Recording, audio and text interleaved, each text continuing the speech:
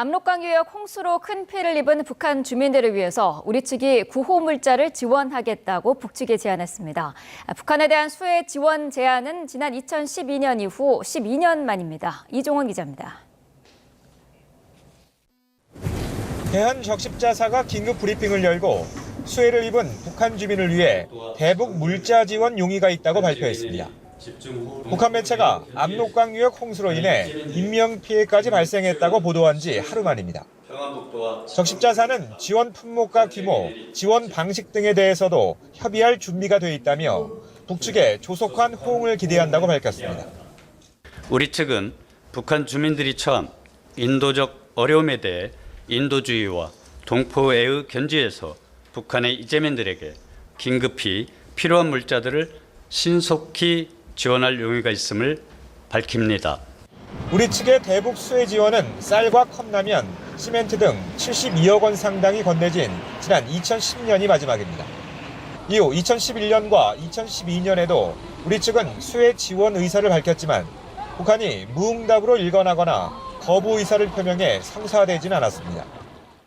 윤석열 정부 들어선 인도적 차원의 접촉 제안은 2022년 5월 코로나 사태 이후 두 번째로 당시에도 북한이 응답하지 않아 전통문 발송으로 이어지진 않았습니다.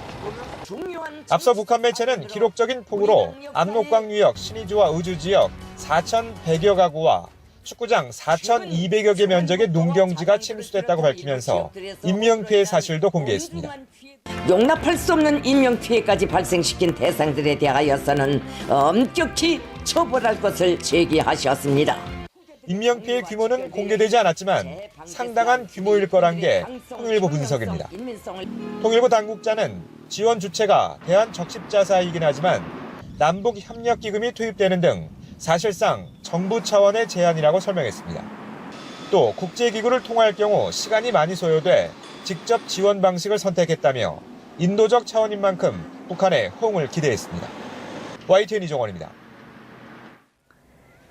네, 이렇게 우리 정부가 12년 만에 수해 지원을 결정했지만 실제로 북한이 받아들일지는 아직 미지수입니다. 과거 여러 차례 거절 의사를 밝힌 적이 있기 때문인데요. 이번에 어떤 방식으로 돕느냐가 그래서 주목됩니다. 내용 자세히 살펴보겠습니다.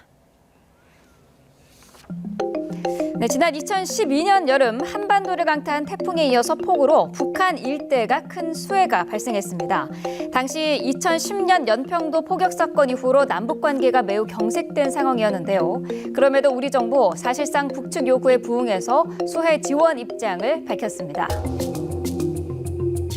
북한 이번 피해가 상당하다고 판단해서 북한의 풍수해 피해를 극복하는 노력을 돕겠다는 뜻을. 그런데 당시 뜻밖의 고민거리가 생겼습니다. 북측 요구와 우리 측 지원 품목을 놓고 이견이 좁혀지지 않았던 겁니다. 우리 정부는 음식물이나 의약품 중심으로 지원할 뜻을 밝혔는데 북한 측은 시멘트, 트럭을 비롯한 복구 물자와 자재 장비를 대량으로 요구한 것으로 알려졌습니다. 연평도 포격 등 군사적 긴장이 잇따르는 상황에서 지원 물품이 군사용으로 쓰일 가능성을 놓고 양측 간의 신경전이 이루어진 것으로 당시 전문가들은 분석했습니다. 결국 정부 차원의 수해 지원은 무산됐고요. 민간 차원의 지원만 이루어지는 방향으로 결론이 났었죠. 지금도 남북관계가 경색된 상황이 당시와 비슷합니다. 우리 정부는 이번에도 수해 지원 의사를 밝혔습니다. 지원 품목, 규모, 지원 방식 등에 대해서는 북한 적십자회 중앙위원회와 협의할 준비가 되어 있으며 조속한 호응을 기대합니다. 들으신 것처럼 어제 발표 내용 자세히 보면요. 그 구체적인 품목은 아직 정하지 않고 있습니다. 북한 적십자회 중앙위원회와 협의할 준비가 돼 있다면서 일단은 비워둔 셈입니다. 12년 전 사례를 놓고 볼 때 이번 수해 지원 또한 품목을 놓고 양측 간의 긴밀한 협의가 이루어질 것으로 예상되는 대목입니다.